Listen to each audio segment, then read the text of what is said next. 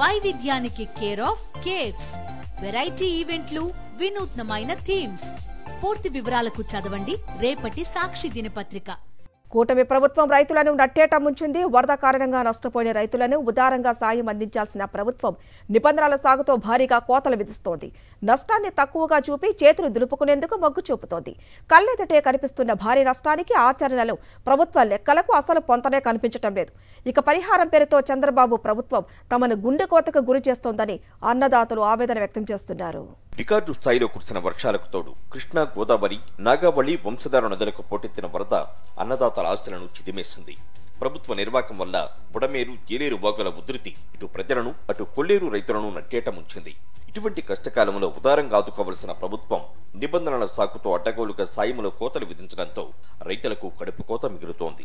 ప్రాథమికంగా 5.42 లక్షల ఎకరాల్లో వ్యవసాయ, 51 లక్షల ఎకరాల్లో ఉద్యాన, పట్టు పంటలు ముంపునకు గురికాక 3.08 లక్షల మంది రైతులకు 403.93 కోట్ల పంట నష్ట పరిహారం చెల్లించాల్సి వస్తుందని అంచనా వేశారు.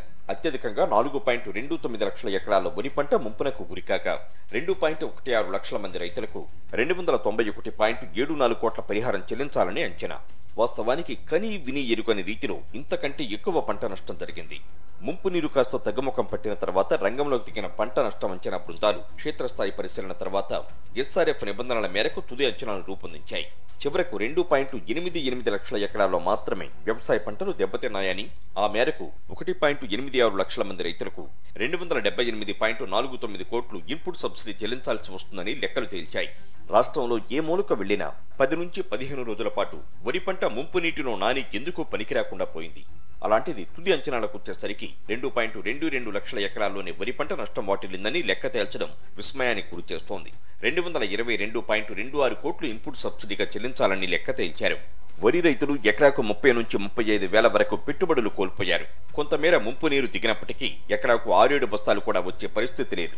అయినా సరే తుది అంచనాల్లో దెబ్బతిన్న వరి పంట విస్తీర్ణాన్ని కుదించడం రైతులను ఆందోళనకు గురి చేస్తోంది. తొలుత 58 వేల ఎకరాల్లో దెబ్బతిన్న పత్తి పంట తుది అంచనాలకు వచ్చేసరికి 26 వేల ఎకరాలకు కోత పడింది. తొలుత 25 వేల ఎకరాల్లో మొక్కజొన్న దెబ్బతిన్నట్టుగా గుర్తించగా చివరికి జరిగిన నష్టం 17 వేల ఎకరాలకే పరిమితమైంది. అపరాలతో సహా ఇతర పంటలు తొలుత 30 వేల ఎకరాల ముంపునకు గురికాక తుది అంచనాలకు వచ్చేసరికి 23 వేల ఎకరాలకు పరిమితమైంది. దీంతో రైతులు తీవ్ర ఆవేదన వ్యక్తం చేస్తున్నారు. ఇక వరదలు, వర్షాల వల్ల ప్రాథమికంగా 19 జిల్లాల్లో 18 రకాల వ్యవసాయ పంటలు దెబ్బతిన్నట్లుగా అంచనా వేశారు. అత్యధికంగా కృష్ణా, ఎన్టీఆర్, బాపట్ల, గుంటూరు, కాకినాడ, నంద్యాల, ఏలూరు, పశ్చిమ గోదావరి జిల్లాల్లో 4.97 లక్షల ఎకరాల్లో పంటలు దెబ్బతిన్నాయి. వాస్తవానికి ఈ జిల్లాల్లో ఇంతకంటే ఎక్కువగానే నష్టం వాటిల్లిందని రైతులు చెబుతున్నారు. కానీ తుది అంచనాలకు వచ్చేసరికి పంటల సంఖ్య 23కు పెరిగింది. కానీ దెబ్బతిన్న పంటల విస్తీర్ణం 2.64 లక్షల ఎకరాలకు పరిమితం అవ్వడం రైతులను ఆందోళనకు గురి చేస్తోంది. కృష్ణా, బుడమేరు వరదల ప్రభావంతో కృష్ణా, ఎన్టీఆర్, బాపట్ల, గుంటూరు జిల్లాల్లో అత్యధికంగా నష్టం వాటిల్లింది. అలాంటిది ఆయా జిల్లాల్లో కూడా తుది అంచనాల్లో భారీగా కోత పెట్టడం పట్ల రైతులు విస్మయం వ్యక్తం చేస్తున్నారు.